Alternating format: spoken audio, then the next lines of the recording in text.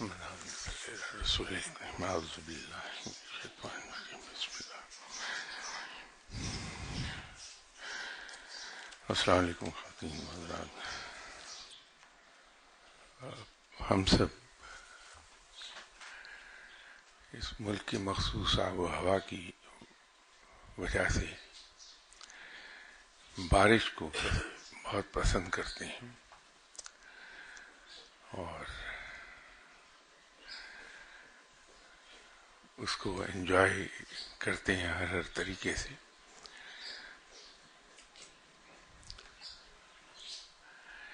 لیکن اگر کبھی ہم اس پہ غور کریں کہ بارش برس رہی ہے،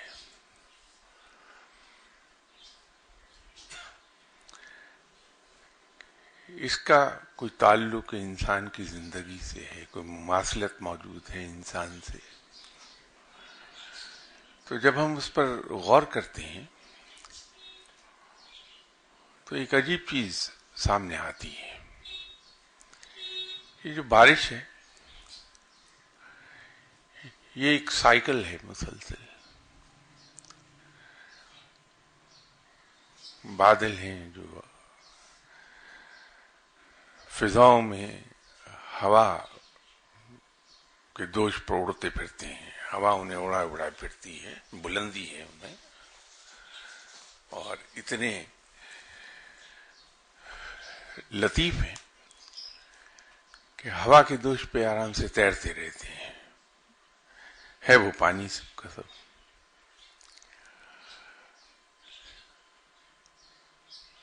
جب برستے ہیں تو وہی بادل، وہی پانی جو اتنی بلندی پر ہوا کے دوش پر اڑتا پھرتا ہے، وہ زمین پہ آن گرتا ہے.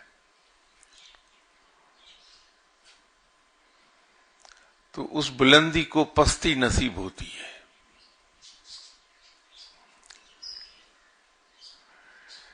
لیکن وہ پانی پستی میں رہتا نہیں ہے. سورج کی تپش اس پانی کو پھر بخارات میں تبدیل کرتی ہے اور وہ بخارات بن کے پھر بلندی کی طرف چلا جاتا ہے اور وہاں جا کے وہ بادل کی شکل اختیار کر کے پھر ہواؤں پہ اڑتا پھرتا ہے.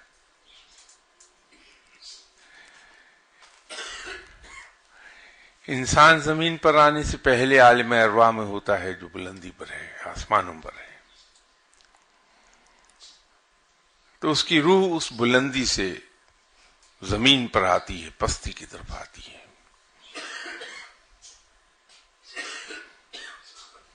اب یہاں آ کے اختیار اس کا اپنا ہے کہ وہ عیش کے دن گزار لے اور یہیں کا یہیں رہ جائے، اسی پستی کا شکار ہو جائے، یا اپنے آپ کو رب تعالیٰ کے دیے ہوئے نظام اور احکامات کے مطابق ڈھال لے اور وہ بلندی حاصل کر لے جو فرشتوں کو بھی نصیب نہیں، فرشتوں سے بلندتر ہو جائے وہ. تو جس طرح پانی پستی پر آنے کے بعد پھر تپش کے ذریعے سے بخارات میں تبدیل ہوتا ہے، تپتا ہے، تو اسی طرح انسان اگر اس دنیا میں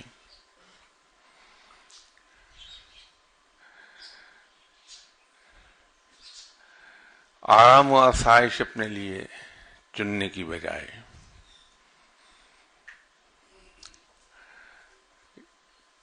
مجاہدے سے گزرے،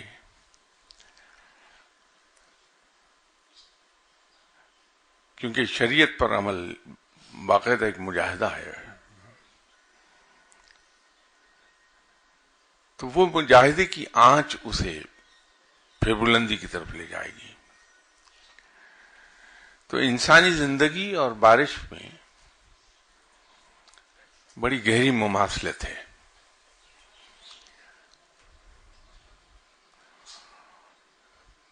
مجھ جیسے کم فہم لوگ یہ سمجھتے ہیں کہ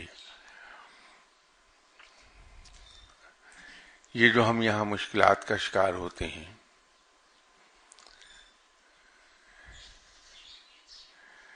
یا ہم چکی میں پستے ہیں، ہم لوگوں کو یہ خیال ہوتا ہے کہ شاید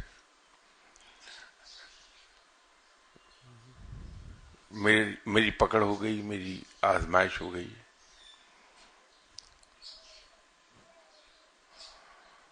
ہم یہ بھول جاتے ہیں.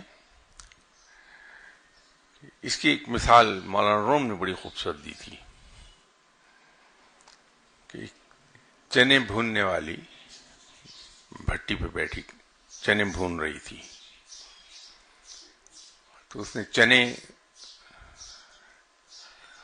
سخت گرم ریت میں ڈالے، تو جب ان چنوں کو تپش ملی تو ان چنوں نے بھٹی والی سے کہا کہ تم ہمیں آگ میں کیوں ڈالے ہوئے ہو، ہمیں کیوں تپش دے رہی ہو، ہم نے تمہارا کیا بگاڑا، کیا قصور کیا جو ہمیں تم نے آگ میں ڈال دیا. تو چنے بھوننے والی نے کہا کہ نہیں، میں تمہیں سزا نہیں دے رہی، بلکہ تمہیں اس تپش میں ڈال کے پہلے سے زیادہ لذیذ بنا رہی ہوں.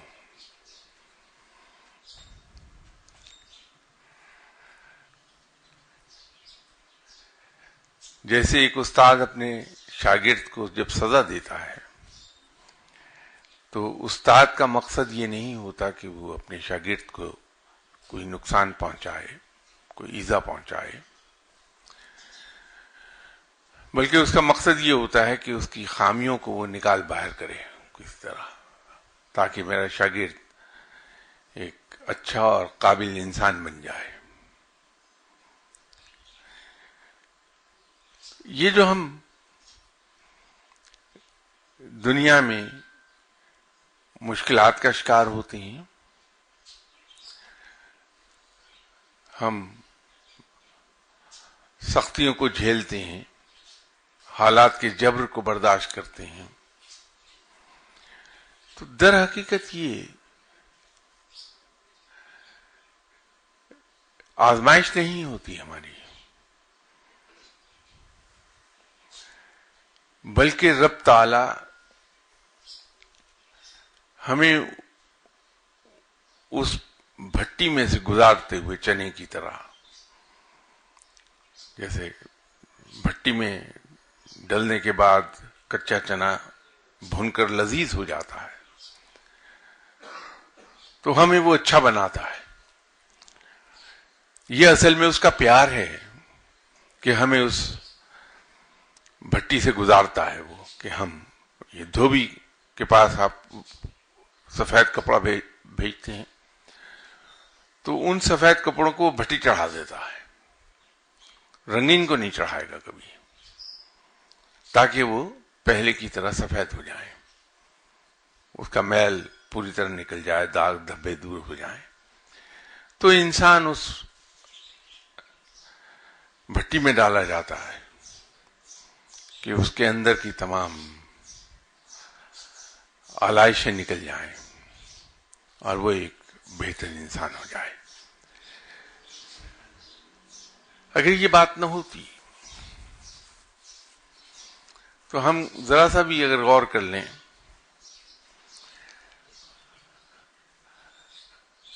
تو پیغمبروں کو یہ زندگی عطا نہ ہوتی اس طرح کی. کوئی پیغمبر ایسا نہیں جو مشکلات میں نہ زندہ رہا ہو. تو اگر یہ کوئی بری چیز ہوتی تو اللہ تعالیٰ اپنے پسندیدہ بندوں کو اور اپنے محبوب بندوں کو یہ زندگی عطا نہ کرتا ایسی مشکلات والی. اس لیے کہ رب کے لیے کیا دشوار ہے کہ کسی بھی انسان کو وہ اعلیٰ ترین پرآسائش زندگی عطا فرما دے. اس کے لیے تو کوئی دشوار نہیں ہے.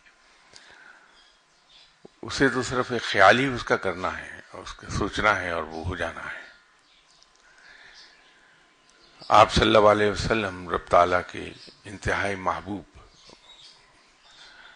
ایسے محبوب کی جن کی محبت میں دنیا، یہ کائنات تخلیق ہو گئی۔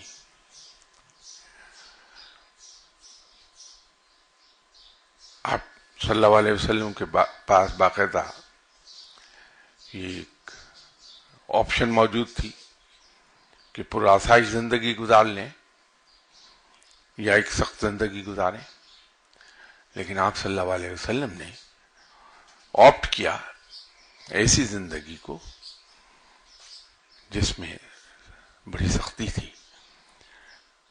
تو میرے نزدیک تو یہ بذات خود ایک بہت بڑا ثبوت ہے اس بات کا کہ یہ زندگی زیادہ بہتر ہے بنسبت اس زندگی کے جس میں حالانکہ جو نعمتیں اور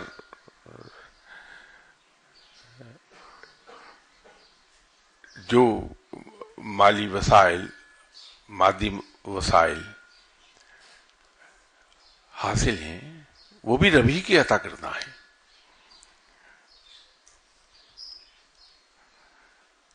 لیکن ان مادی وسائل کو بہترین طریقے سے استعمال ہم صرف ایک صورت میں کر پاتے ہیں اگر ہم یہ سمجھنے لگیں کہ یہ رب ہی کی عطا کرنا ہے، یہ میرے نہیں ہے۔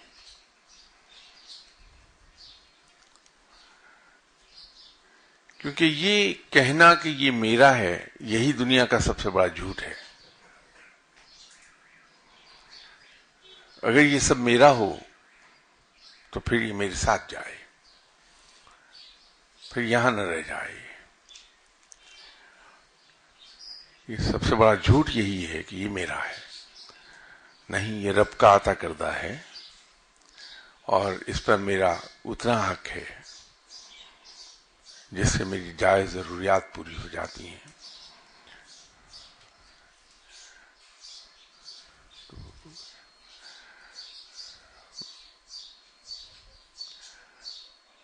اسی ضمن میں ایک بات میں یہ عرض کیا کرتا ہوں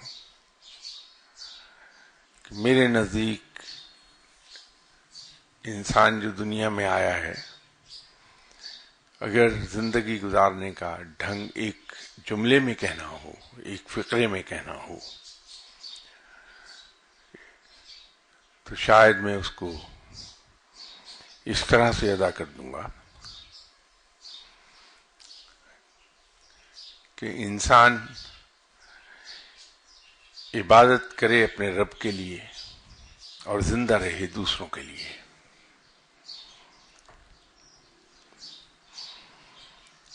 میرے نزدیک شاید وہی بہترین زندگی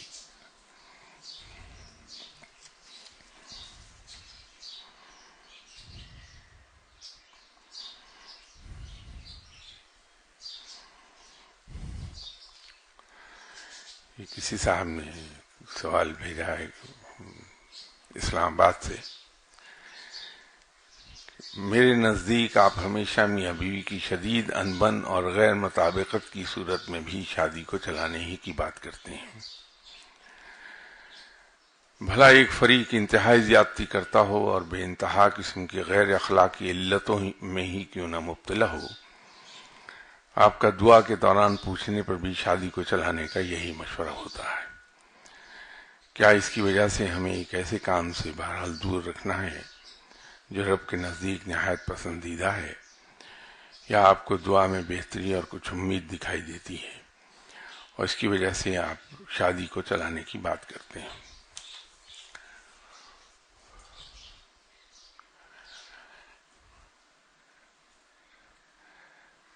دیکھیے، آپ نے اپنے سوال کا جواب خود ہی اپنے سوال ہی میں دے دیا کہ جس چیز سے رب تعالی کراہت کا اظہار کرے، ناپسندیدگی کا اظہار کرے،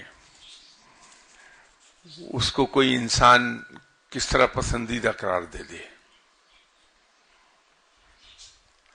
تو اللہ نے تو یہی حکم دیا کہ آخری حد تک شادی کو بچانے کی، چلانے کی کوشش کریں. تو اس کے کسی بندے سے آپ پوچھیں گے تو رب ہی کے احکامات کے تحت بات کرے گا. پھر آپ صلی اللہ علیہ وسلم نے مردوں کو حکم دیا کہ اپنی بیویوں کے ساتھ نیک سلوک کیا جائے. یہ جو آپ کے سوال کا ایک حصہ ہے کہ آپ کی بیگم، کسی بھی انسان کی بیگم صاحبہ خواہ انتہائی زیادتی کرے، بے انتہا قسم کی غیر اخلاقی علتوں ہی میں کیوں نہ مبتلا ہو جائے، اس میں شاید ہر آدمی مجھ سے اختلاف کرے گا، لیکن میں یہ سمجھتا ہوں کہ روز قیامت ہم میں سے ہر شخص نے اپنا اپنا حساب دینا ہے. ہم میں سے ہر شخص اپنے ہی اعمال کے لیے رب تعالیٰ کے حضور جواب دہ ہوگا روز محشر، یوم حساب. اور اس دنیا میں بھی، یہ میرے تجربے کی بات ہے، اس لیے آخر پر میں نے کہا کہ اس دنیا میں بھی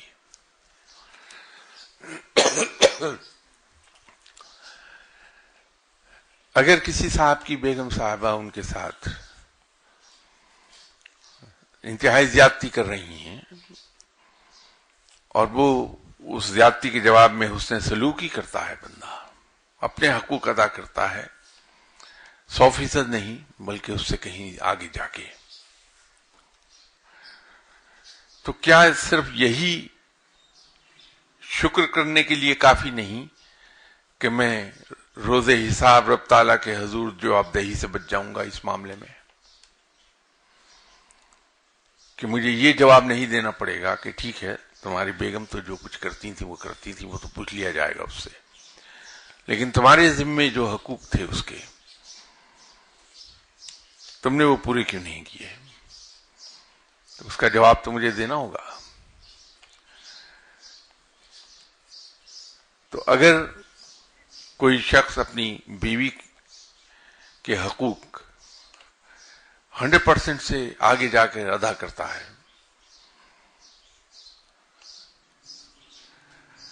وہ احسان کے زمرے میں چلا جاتا ہے. اتنے حقوق ادا کرتا ہے کہ وہ احسان کے درجے تک چلا جاتا ہے کہ وہ اس احسان کا سلوک کرنے لگتا ہے. تو نہ صرف یہ کہ جواب دہی سے بچ گیا بلکہ انعامات کا حقدار ہو گیا. پھر آپ صلی اللہ علیہ وسلم کی حیات طیبہ ہمارے سامنے ہے کہ بیگم ہی کیا کسی بھی شخص کی زیادتی کا جواب زیادتی سے نہیں دیا ہے. ہم دعویٰ یہ کرتے ہیں کہ ہم آپ صلی اللہ علیہ وسلم سے بے پناہ پیار کرتے ہیں، تو اس پیار کا تقاضا تو یہ ہے کہ پھر آپ صلی اللہ علیہ وسلم کی سنت پر عمل کر لیا جائے. کیا ہمارے سامنے آپ صلی اللہ علیہ وسلم کا اپنی ازواج مطہرات کے ساتھ سلوک نہیں ہمارے سامنے؟ تو میں تو وہ بات کہتا ہوں جو سنت ہے کہ اپنی بیویوں کے ساتھ ان کی تمام تر زیادتیوں، کوتاہیوں اور تند خوئی، تند بیانی، ان سب چیزوں کے باوجود حسن سلوک کر لیا جائے تو اس کا اجر دنیا میں بھی ملتا ہے اور آخرت میں بھی مل جائے گا.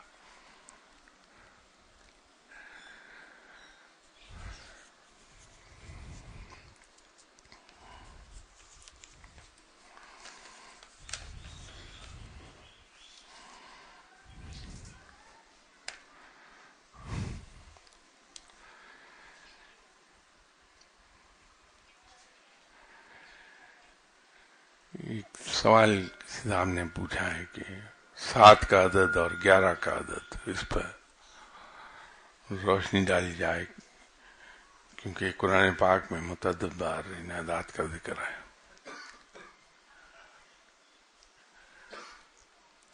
مسلمان ان قصوں میں نہیں پڑتا ہے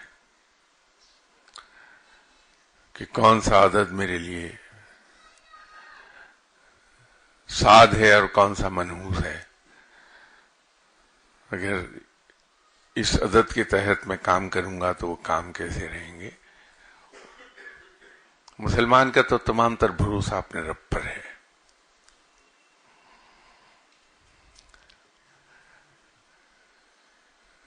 لیکن چونکہ آپ نے ایک سوال پوچھ لیا تو میں بطور علم کے تمہیں عرض کر دیتا ہوں آپ سے، لیکن ان کے سعد ہونے پر، ان کے انسانی زندگی پر اثر انداز ہونے پر ایمان نہیں ہے میرا. رب جب چاہے کسی بھی چیز کے اثرات کو بدل کے رکھ دے، ایک سیکنڈ کے 1000 حصے کا بھی کام نہیں اس کے لیے. وہ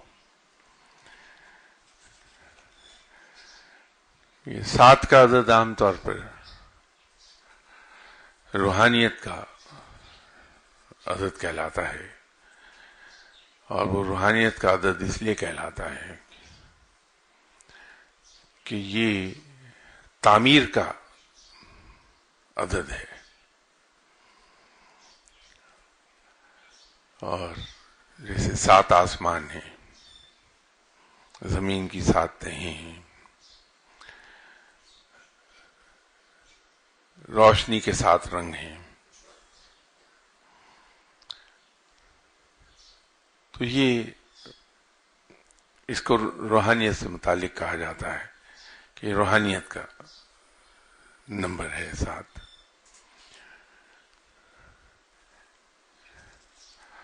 اور 11 کا عدد رب کا عدد مانا جاتا ہے کہ اللہ کے اگر اعداد نیومرولوجی کے تحت ورک آؤٹ کیے جائیں تو وہ 11 بنیں گے. اور اسی لیے 11 کے عدد کو نیومرولوجی میں 1+1 کے 2 سنگل ڈیجٹ میں نہیں لایا جاتا، یہ 11 ہی کی صورت میں رہتا ہے، اس کو توڑا نہیں جاتا کبھی. اور اس کے بارے میں ایک چیز یہ ہے کہ جب ہم 11 لکھتے ہیں تو 2 لائنیں متوازی لائنیں ہم ڈالتے ہیں. تو یہ ہم سب کو جیومیٹری کا اصول معلوم ہے کہ جو پیرل لائنز ہیں وہ انفینٹی کہلاتی ہیں، وہ کہیں ملتی نہیں آپس میں، انفینٹی ہوتی ہیں. اور رب تعالیٰ انفینٹی ہے، لامتناہی ہے وہ. اور حضرت علی کرم اللہ وجہہ کے اس میں مبارک کے نام بھی 11 ہی بنتے ہیں، حروف 11 ہی بنتے ہیں. تو ان کے پیچھے یہ، لیکن ان کو صرف علم کی حد تک تو سوچئے، لیکن بھروسہ رب پہ کیجئے، اعداد پر بھروسہ نہ کیجئے. اور یہاں کسی وقت شاید میں نے عرض کی تھی کہ جس طرح بائبل پر اور تورا پر بڑی ریسرچ ہوئی کہ ان کتابوں کی، ان الہامی کتابوں کی تحریر کس حرف پر بیلنس کی گئی ہے. بہت سے جیوز نے اس پر کتابیں لکھی، غالباً تین کتابیں تو میری نظر سے گزری. اسے بائبل پر بہت زیادہ کتابیں لکھی گئیں. تو ان کی دیکھا دیکھی کچھ لوگوں نے ریسرچ کی قرآن پاک پر بھی. تو ایک صاحب اپنی لکھی ہوئی کتاب میرے پاس لے کے آئے اور انہوں نے کہا صاحب قرآن پاک جو ہے وہ اس ہندسے پر ہے، تو آپ کسی آیت کا ٹوٹل کر لیجئے، کسی سورہ کا ٹوٹل کر لیں، سب وہی حرف بنے گا، نمبر بنے گا اس کا. تو میں نے ان سے کہا کہ چلیے ایک مہربانی اور کر لیجئے، میرے کہنے سے آپ ایک کا عدد لے کے اس پہ کر لیجئے. جب وہ مکمل کر لیں آپ تو مجھے بتائیے گا کہ یہ قرآن پاک کیا اسی پر بنیاد نہیں اس کی. اور جب وہ کر چکے ہیں تو پھر 2 پر کر لیجئے گا، 3 پہ کر لیں، 4 پہ کر لیں. تو 1 سے 9 تک جتنے نمبر ہیں ان پہ تحقیق کیجئے تو آپ کو ہر نمبر یہی لگے گا کہ اسی پر قرآن پاک کی بنیاد ہے. اس لیے ایک وہ الہامی کتاب ہے، رب کا کلام ہے. وہ اس کو آپ کسی زاویے سے بھی دیکھیں گے وہ مکمل ہی دکھائی دے گی. انسانی ذہن اس کی گہرائیوں تک نہیں پہنچ سکتا. ہم تو اس کے چھپے ہوئے معنوں کو نہیں دیکھ پاتے.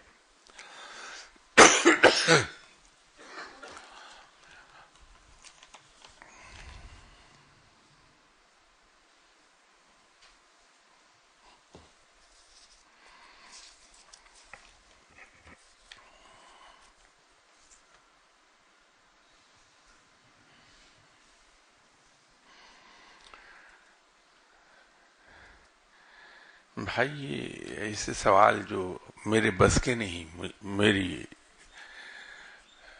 استعداد اور سطح سے کہیں بلند ہیں، وہ مجھ سے پوچھیں گے تو میں اس سے پہلو تہی کرنے کی کوشش کروں گا. یہ ویسے ہی پھر ایک سوال پوچھ لیا. یہ آپ کو کوئی ایسے صاحب ایسے سوالوں کا جواب دے پائیں گے جو اس تجربے سے گزرے ہوئے ہوں. میرے بس کے تو یہ نہیں ہے. میں تو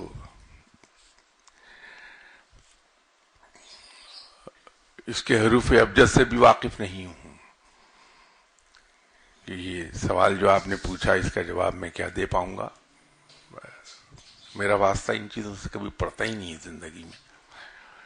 یہ سوال کسی نے پوچھا ہے کہ کسی جگہ پڑھا تھا کہ ایک مرید سچے مرشد کی تلاش میں ہوتا ہے اور اسی طرح ایک مرشد سچے مرید کی تلاش میں بھی ہوتا ہے.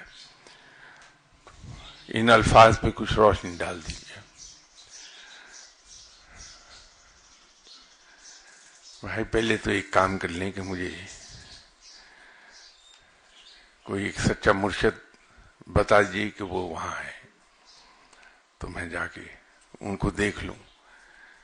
اور پھر کوئی مرید بھی ڈھونڈ دیجیے. میں تو بڑا تلاش میں رہتا ہوں کہ کوئی مرید مجھے ملے جو مجھے اٹھ کر سلام تو کر لیا کرے.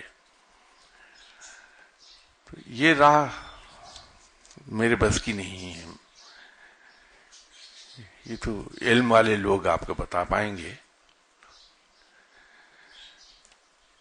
میں تو ایک بات جانتا ہوں کہ جو اس مقام پر آیا کہ وہ مرشد بن جانے کا اہل ہو جائے، بہت بڑا مقام ہے وہ. تو وہاں تو باقی سب تلاش ختم ہو جاتی ہے. صرف ایک تلاش باقی رہتی ہے کہ میرا دوست مجھے کب ملے گا. وہ اپنے دوست کی تلاش میں رہتا ہے اور اس کا دوست رب ہے. تو جو مرشد ہے، سچا مرشد ہے، اس مقام تک آیا ہے تو وہ تو مرید کی کیوں تلاش کرے گا؟ اگر مرید کی تلاش کرتا ہے تو وہ مرشد نہیں ہے. پھر اس مقام پر پہنچنے کے لیے تو فنا فی اللہ ہونا پڑے گا اسے. تو فنا فی اللہ ہو جانے کے بعد انسان کی تلاش باقی ہی نہیں رہتی. میں تو صرف اتنا جانتا ہوں اور یقینی طور پہ یہ غلط خیال ہوگا میرا، کیونکہ میری یہ رائے ہی نہیں ہے. یہ تو علم والے بتاتے ہیں. صحیح ہے. ہاں، سچا مرید ضرور مرشد کی تلاش میں رہتا ہے، اس لیے کہ وہ سیکر ہے، وہ متلاشی ہے.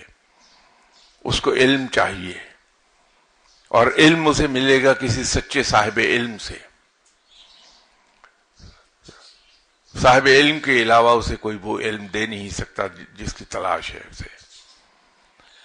تو مرید تو سچے مرشد کی تلاش میں ہو سکتا ہے. وہ لاجک سمجھ میں آتی ہے میری، کیونکہ وہ علم کی پہلی سیڑھی پر پاؤں رکھے گا تو رفتہ رفتہ اوپر چڑھے گا.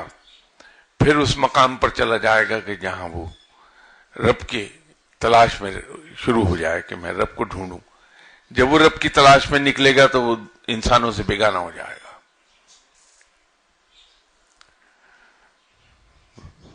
میں اس سے زیادہ اس پر کچھ نہیں عرض کر سکتا.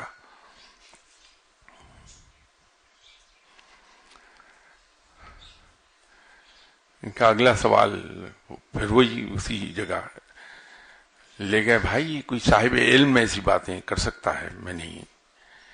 کہ خیال، الہام، کشف، ان سب کیفیات میں انسان فرق کیسے کر پاتا ہے؟ اس کو کیسے ادراک ہوتا ہے کہ یہ خیال ہے، الہام ہے یا کشف ہے؟ بھائی بڑی سامنے کی بات ہے.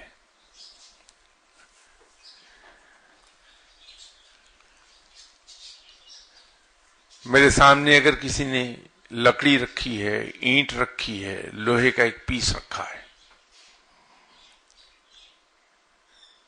تو میں ان تینوں میں کنفیوز نہیں کر سکتا کہ یہ ان میں سے لوہا، اینٹ یا لکڑی یہ کون سی ہے. وہاں کنفیوژن نہیں ہوگا. میں کلیئرلی اس کو دیکھ پاؤں گا کہ یہ لکڑی ہے، یہ مٹی ہے اور یہ لوہا ہے. تو خیال کی اپنی ایک ڈیفینیشن ہے. وہ انسان کو پتا ہے کہ یہ خیال پیدا ہوا میرے دل میں، اس لیے کہ وہ کہیں الجھا، کسی چیز پر غور کرنا شروع کیا اس نے، تو اس کے دل میں ایک خیال پیدا ہوا کہ شاید یہ ایسا ہے. یہ خیال ہے.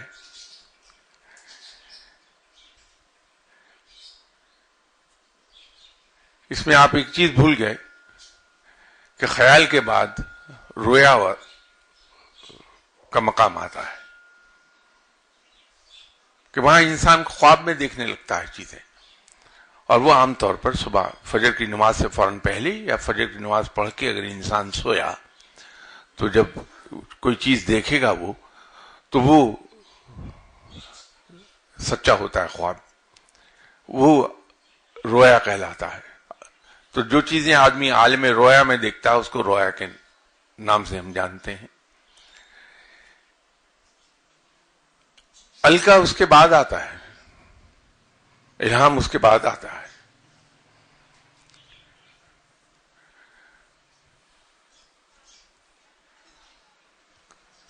انسان کسی مسئلے میں الجھا ہوا ہے تو اس کا سولوشن رب تعالیٰ اسے عطا کر دے گا، دے دے گا. وہ الہام ہے. وہ گمان نہیں پیدا ہوتا، شاید والی بات نہیں ہوتی، وہاں ایک یقینی بات ہوتی ہے. اور کشف، وہاں تو بالکل ہی کوئی دھوکہ نہیں کھا سکتا کہ وہ بالکل اسی طرح انسان چیزوں کو دیکھ رہا ہوتا ہے جیسے کھلی آنکھوں سے ہم دیکھتے ہیں. تو یہ کیفیات ساری کی ساری اپنی اپنی ایک علیحدہ حیثیت لیے ہوئے ہیں. وہاں کنفیوژن نہیں ہو پائے گا کبھی. تو جب اللہ تعالیٰ آپ پہ وہ رحمتیں نازل فرمائے گا کہ آپ کو ان مقامات سے گزارے تو آپ کو کنفیوژن بالکل نہیں ہوگا. خود انسان کو پتہ چل جاتا ہے کہ یہ خیال پیدا ہوا میرے دل میں، یہ میں نے خواب دیکھا ہے، یہ سچا ہے یا غلط ہے، یہ الہام ہوا اور یہ کشف ہے. اس لیے کہ وہ تو فلم کی طرح دیکھ رہا ہوتا ہے انسان، جیسے ٹی وی دیکھتے ہیں آپ.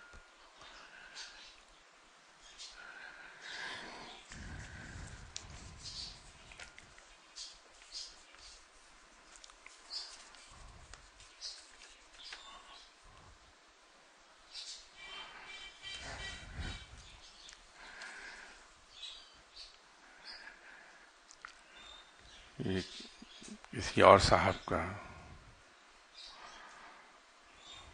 سوال ہے.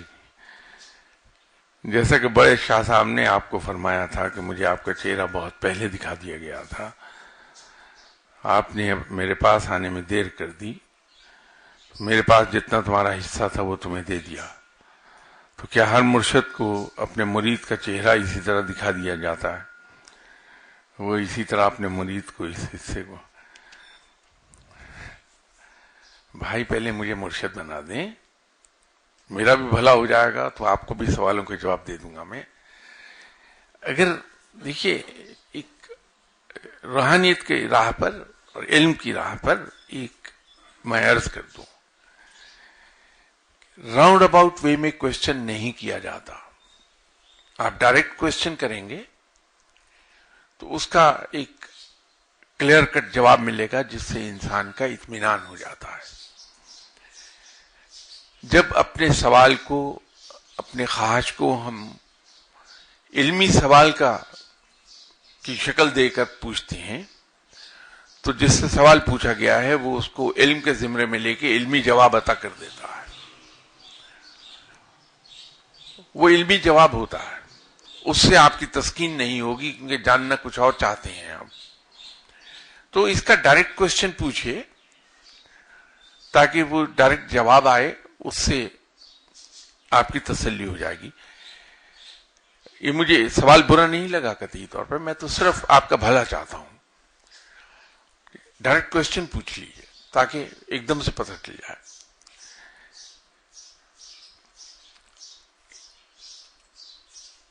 جن صاحبان نے مرشد کی جگہ لینی ہوتی ہے ان کے دنیا سے چلے جانے کے بعد، عام طور پر انہی کا چہرہ مرشد کے سامنے آتا ہے. یہ سوال ہے کیا جواب ہے آپ کے؟ اب اس سے آپ کی تسلی نہیں ہوگی، پوچھنا کچھ اور آپ چاہتے ہیں. دیکھیے، کسی کا چہرہ دکھایا گیا ہو یا نہ دکھایا ہو کسی بھی صاحب علم کو، جس طرح میں دعا کے لیے ایک عرض کرتا ہوں کہ جب ہم کسی سے دعا کے لیے کہہ دیتے ہیں وہ مجبور ہے کہ وہ آپ کے لیے دعا کر دے، اس لیے کہ اگر وہ دعا نہیں کرے گا تو رب کی نظر میں کنجوس کہلائے گا، بخیل کہلائے گا، اور بخیل پر رب کی لعنت ہے. تو کوئی شخص اپنے آپ کو بخیل کہلانا پسند نہیں کرتا، وہ پابند ہے آپ پر، آپ کی دعا فوراً کر دے گا. اسی طرح جو صاحب علم ہے، رب نے اس کو علم عطا کیا ہے، وہ اس کا اپنا ذاتی نہیں ہے، اس کی ملکیت نہیں ہے. اس کے پاس جو اس نیت سے آئے گا کہ اس سے علم لے،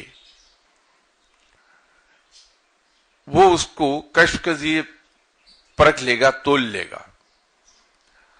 تو علم دینے میں جو چیزیں رکاوٹ بن رہی ہوں گی، جو عادات رکاوٹ بن رہی ہوں گی، وہ اس کو ایڈوائز کر دے گا کہ پہلے آپ ان چیزوں پر قابو پا لیجئے. جیسے ایسی ایگزامپل دے رہا ہوں میں، مجھے بڑی بری عادت ہے کہ میں غیبت کرتا رہتا ہوں بیٹھا. تو جب میں اپنے مرشد صاحب کے پاس یا صاحب علم کے پاس جاؤں گا تو وہ جب مجھے کچھ دینے کے لیے تیار ہوں گے تو مجھے پہلے علم سے تول لیں گے اور مجھے کہیں گے کہ بھائی ایک کام کر لو، لوگوں پر کامنٹ نہ کیا کرو. اب وہ یہ تو نہیں کہیں گے کہ غیبت نہ کیا کرو کیونکہ دل نہیں توڑیں گے کبھی میرا، لیکن وہ بڑے مناسب لفظوں میں کہہ دیں گے کہ لوگوں کے بارے میں کامنٹ نہ کیا کیجیے. اگر غصہ آتا ہے، غصے میں میں برس پڑتا ہوں لوگوں پر، تو وہ فرما دیں گے کہ یہ غصے پہ قابو پا لیجیے، سنت نہیں ہے. سنت یہ ہے کہ غصے کو پی جایا جائے. اب وہ مجھے نہیں پتا چلے گا کہ در حقیقت وہ مجھے تیار کر رہے ہیں علم عطا کرنے کے لیے. تو وہ صاحب نظر ہیں، ان کو میری اصلیت نظر آ گئی کہ میں کنجوس ہوں، جو کہ ہوں میں، تو فوراً مجھ سے کہہ دیں گے کہ کنجوس رب کے قریب نہیں ہو سکتا کبھی. سخاوت سنت رب بھی ہے، سنت رسول صلی اللہ علیہ وسلم بھی ہے. تو آپ اس سنت پہ عمل کیا کیجئے. وہ یوں کہہ کے مجھے اس راہ پہ لگائیں گے. تو جب وہ گراؤنڈ تیار ہو جائے گی، وہ میری اپنی ہمت ہے کہ میں کتنی جلدی ان عادات پر قابو پا لوں گا. تو جب وہ یہ محسوس کریں گے کہ میں نے ان عادات پہ قابو پا لیا ہے تو اب زمین تیار ہے کہ وہاں بیج ڈال دیا جائے. فصل بونے کے لیے زمین تیار ہو گئی ہے. تو پھر وہ علم کی کوئی ابتدائی چیز مجھے عطا فرما دیں گے کہ آپ یہ پڑھا کیجئے. اب اس سلسلے میں دو تین رویے ہوتے ہیں. اگر کوئی واقعی صاحب علم ہے اور بڑے مقام پر ہے علم کے، یا یوں کہیے کہ اس کے پاس علم بہت ہے، تو وہ یہ کہتا ہے کہ آپ تلاوت کلام پاک کیا کیجئے. اس لیے کہ جب تلاوت کلام پاک انسان کرے گا کثرت کے ساتھ تو زمین خود بخود ہموار ہوتی چلی جائے گی، زمین خود بخود تیار ہوتی چلی جائے گی علم کی فصل بونے کے لیے، اور رب کی محبت جاگنے لگتی ہے قرآن پاک کثرت سے تلاوت کرنے سے. تو وہ بجائے اس کے کہ 20 چیزیں بتائے، یہ کر لو یہ کر لو یہ کر لو، اس کے پاس علم بے پناہ ہے. وہ اپنے علم کے زور پر جانتا ہے کہ مختصر لفظ میں نے کیسے ادا کرنے ہیں. تو وہ ایک کام کہتا ہے کہ صاحب آپ قرآن پاک کثرت سے پڑھا کیجئے. اب صرف کلام پاک پڑھنے سے کیا کیا چیزیں حاصل ہو گئیں؟ ایک تو انسان رب سے گفتگو کرنے لگا، کیونکہ قرآن کا پڑھنا اللہ سے ہم کلام ہونے کے برابر سمجھا جاتا ہے. یہ کہا جاتا ہے، محاورت نہیں ہے، کہ انسان رب سے گفتگو کرتا ہے، اس لیے کہ یہ اس کا کلام ہے، اس کا فرمان ہے. دوسرا، تلاوت کلام پاک جتنا کثرت سے انسان کرتا ہے، رب تعالیٰ کی محبت دل میں جاگتی ہے.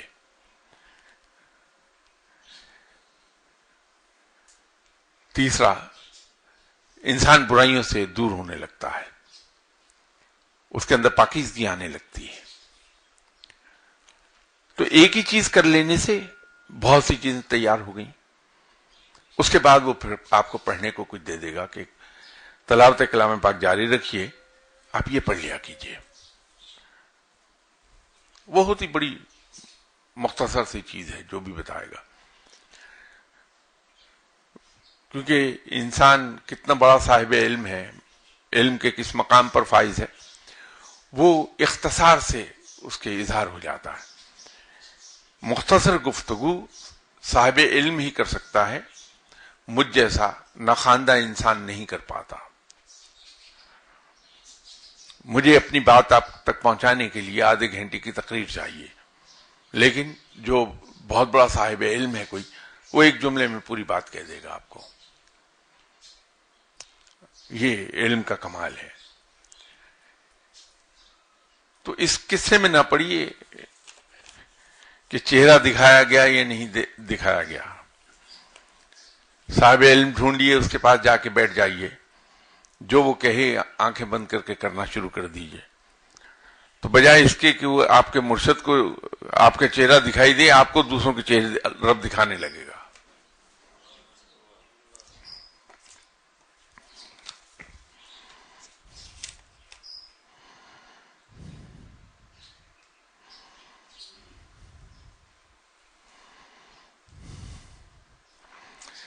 کوہ قاف، پہاڑ اور قرآن پاک کی سورت قاف کا کوئی تعلق ہے؟ بات یہ ہے کہ یہاں شروع میں جب یہ نشست کی ابتدا ہوئی تھی تو حروف مقطعات پر ذکر یہاں کافی بات چیت ہوتی رہی ہے ہماری، اور میں نے عرض کیا تھا کہ وہ 14 ہیں، اور ان حروف سے قرآن پاک کی آیات کی ابتدا ہوئی ہوئی ہے. اس کی ایک مصلحت ہے، ان صورتوں کو، ان آیات کو پڑھنے سے بہت سی چیزیں حاصل ہوتی ہیں. پھر حروف مقطعات پر بڑی ڈیٹیل میں جب یہاں گفتگو ہوئی تو میں نے عرض کیا تھا کہ ہر حرف 14 کے 14 کسی ایک پرٹیکولر چیز کو کمانڈ کرتے ہیں، اس کے حاکم ہیں، اس کے انچارج ہیں. اس حرف کو پڑھنے سے وہ کچھ حاصل ہوتا ہے. یہ میں نہیں بتا پایا تھا کیونکہ اس پہ پابندی ہے کہ کس حرف کے پڑھنے سے کیا حاصل ہوتا ہے.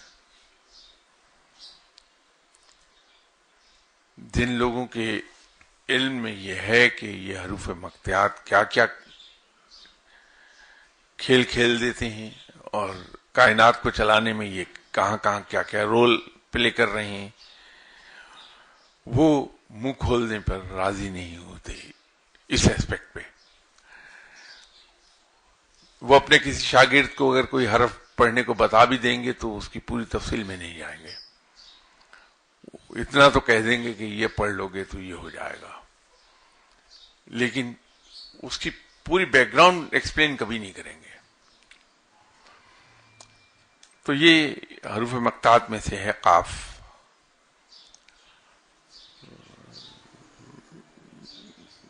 اس کو نہ چھیڑیے، یہ سنبھالا نہیں جائے گا.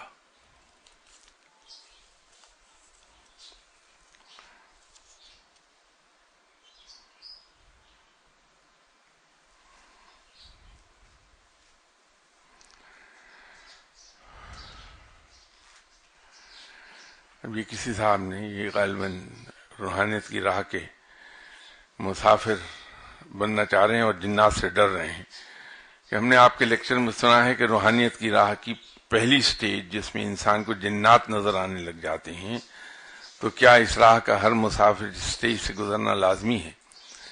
حضور آپ ڈریے نہیں، یہ جنات انسان کے تابع ہوتے ہیں. تو جو آپ کا ماتحت ہے وہ آپ کو کیا کہے گا؟ یہ تو ہم نے ان کو اپنے سر پہ سوار کیا ہوا ہے، ورنہ ان بیچارے جنات کی کیا مجال ہے. صاحب علم کے تو قریب سے نہیں گزرتے، اتنا خوفزدہ ہوتے ہیں وہ ان سے، ان کے پاس ہی نہیں آتے، بھاگتے ہیں، دور بھاگتے ہیں. اور اگر کوئی بہت پاورفل صاحب علم ہے تو ویسے ہی جل کے بھسم ہو جائیں گے ان کے سامنے آنے سے. تو جنات کیا بہت سی چیزیں دکھائی دیتی ہیں اس راہ میں جب انسان چلتا ہے، بہت سی چیزیں دیکھتا ہے، کیونکہ انسان جب علم کے خاص مقام پر چلا جاتا ہے تو وہاں جا کے وہ ٹائم اینڈ سپیس سے بیونڈ ہوتا ہے، وہ وقت اور مکانیت کا قیدی نہیں رہتا، اس سے آزاد ہو جاتا ہے. تو رب تعالیٰ اسے ہزاروں سال پہلے اور ہزاروں سال آئندہ آنے والے معاملات بھی دکھا دیتا ہے اگر وہ چاہتا ہے تو، لیکن دکھاتا رب ہی ہے. اس آدمی کی اپنی کوئی قوت نہیں ہوتی، اس غلط فہمی میں نہ پڑیے. یہ صرف اور صرف رب کے تابع ہوتی ہیں چیزیں. تو جنات سے مت ڈریے، اگر کوئی کبھی آپ کو نظر آ جائے تو میرا بھی سلام عرض کر دیں اسے، اور اس سے ہاتھ واتھ ملائیے.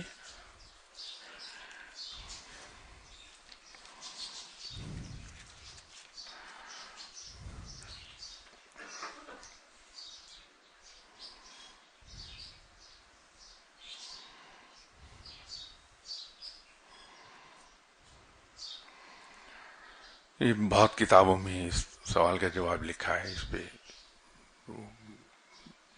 تقریباً ہر اسلامی کتاب میں یہ لکھا ہوا ہے کہ اللہ تعالیٰ کے نام پر جن بچوں کے نام ہوتے ہیں ان کے ساتھ لکھے ہوئے نام پر کیا کیا جانا چاہیے. معاملہ ادب کا ہے، تو جتنا ادب زیادہ کرے گا انسان اتنا پھل پا جاتا ہے.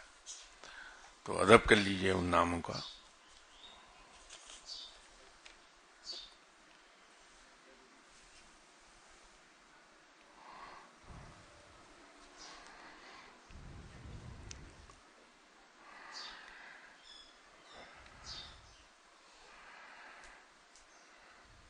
حضرت علی کرم اللہ وجہہ کے فرمودات پر مبنی کتاب نہج البلاغہ پڑھنے کا دل چاہے تو آپ کی رائے میں کس کا لکھا ہوا ترجمہ پڑھنا چاہیے؟ کسی صاحب کا لکھ کے پڑھ لیجئے. اگر فرق ہوگا تو بہت ہی معمولی ہوگا. ترجمہ ایکسپلینیشنز میں فرق آ جاتا ہے کیونکہ ہر شخص اپنی ذہنی استعداد کے مطابق اس کی ایکسپلینیشن دے گا آپ کو. تو ایکسپلینیشن نہ پڑھیے اس کی، جسے ہم عرف عام میں تفسیر کہتے ہیں. ترجمہ پڑھ لیجئے، وہ اس میں فرق نہیں ہوتا.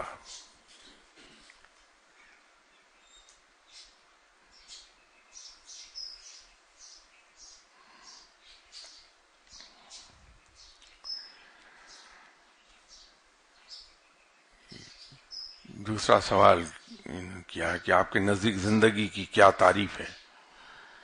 یہ صرف ایک لفظ میں اس کی تعریف کی جا سکتی ہے، فقرہ نہیں، لفظ، وہ ہے تغیر۔ جب تک کہیں تغیر ہے وہ چیز زندہ ہے، اور جہاں اس میں ثبات آ گیا وہ موت ہے، صرف موت کو ثبات ہے۔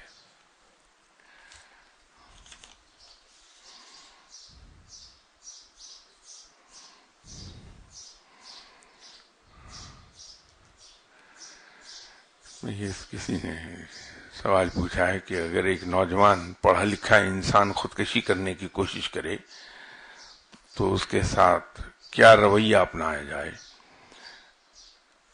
اگر وہ باوجود سمجھانے کے بھی باز نہ آئے؟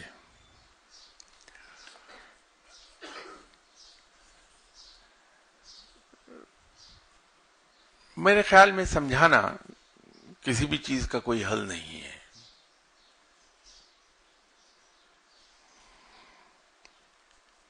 یہ تو پرسنل ایگزامپل ہے جو اثر انداز ہوتی ہے انسان پر۔ اگر ہم خود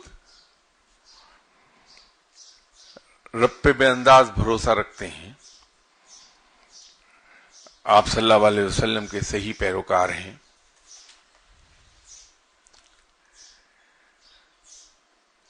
تو رب تعالی ہمارے اندر کچھ ایسی چیزیں پیدا کر دے گا، خود ہی ہو جائیں گی پیدا، وہ بغیر کسی ایفرٹ کے، کہ زندگی سے مایوس انسان اگر آپ کے پاس آیا تو آپ کی جسم سے نکلنے والی وائبریشنز اس پر خود بخود اثر انداز ہو جائیں گی اور وہ سوچنے پہ مجبور ہو جائے گا۔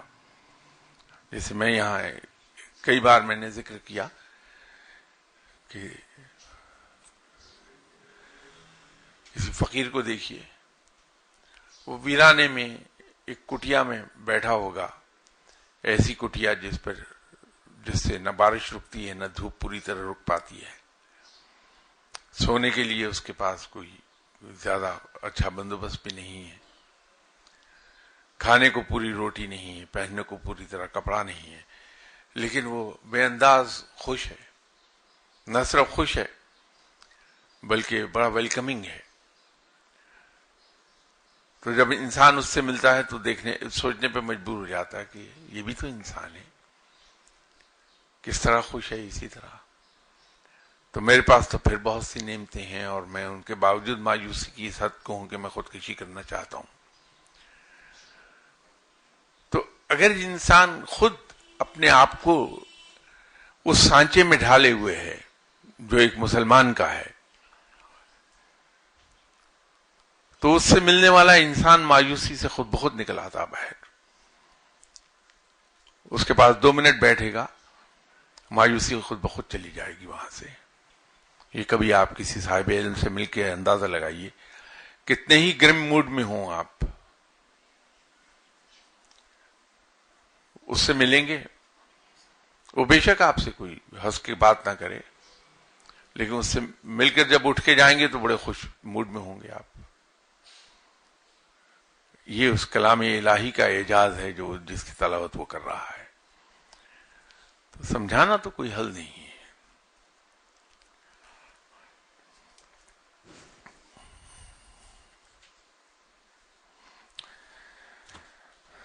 میں اگلی اتوار تک کے لیے اجازت لیتا ہوں، انشاءاللہ ملاقات ہوگی بشرط زندگی آپ سے۔